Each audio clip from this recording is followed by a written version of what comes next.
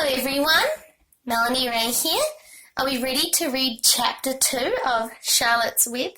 Let's find out what happens with Fern and Wilbur.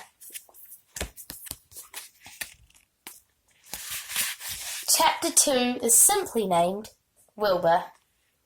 Fern loved Wilbur more than anything. She loved to stroke him, to feed him, to put him to bed.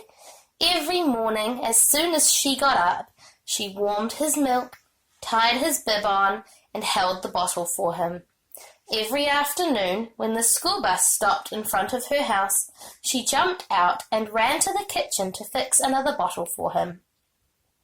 She fed him again at supper time, and again just before going to bed. Mrs. Arable gave him a feeding around noontime each day when Fern was away in school. Wilbur loved his milk, and he was never happier than when Fern was warming up a bottle for him. He would stand and gaze up at her with adoring eyes.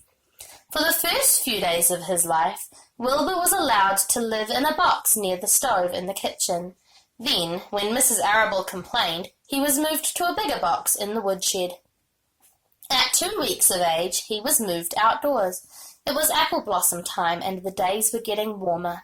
Mr. Arable fixed a small yard specially for Wilbur under an apple tree, and gave him a large wooden box full of straw, with a doorway cut in it so he could walk in and out as he pleased. "Won't he be cold at night?" asked Fern. "No," said her father. "You watch and see what he does." Carrying a bottle of milk, Fern sat down under the apple tree inside the yard. Wilbur ran to her, and she held the bottle for him while he sucked.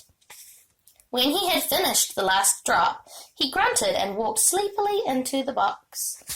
And here's a picture of Fern and Wilbur with the wood box. Fern peered through the door. Wilbur was poking the straw with his snout.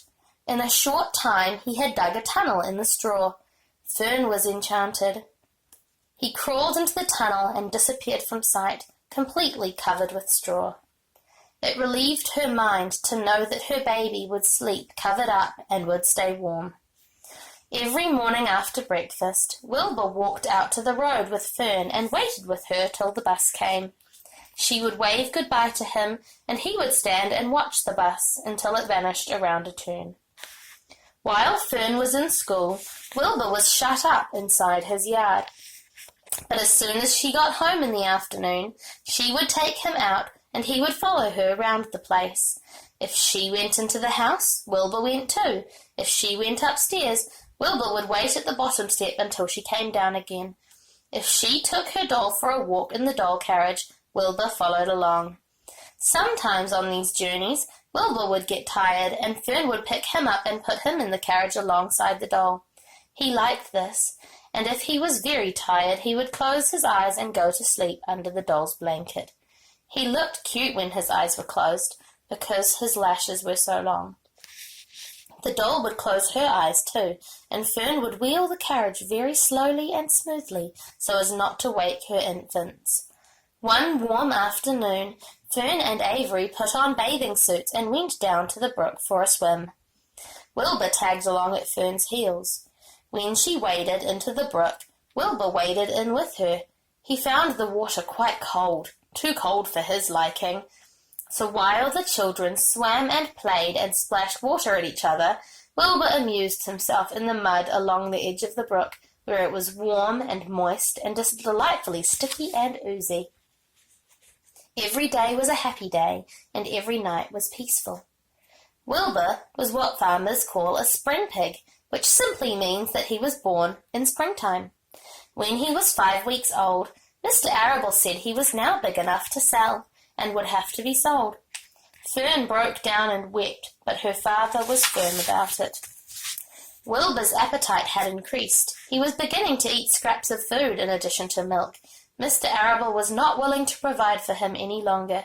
He had already sold Wilbur's 10 brothers and sisters.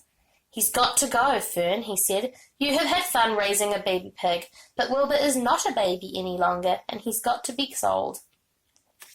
"Call up the Zuckermans," suggested Mrs. Arable to Fern.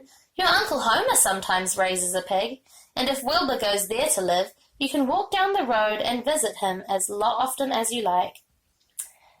"How much money should I ask for him?" Fern wanted to know. "Well," said her father, "he's a runt. Tell your Uncle Homer you've got a pig you'll sell for $6 and see what he says." It was soon arranged. Fern phoned and got her Aunt Edith, and her Aunt Edith hollered for Uncle Homer, and Uncle Homer came in from the barn and talked to Fern. When he heard that the price was only $6, he said he would buy the pig.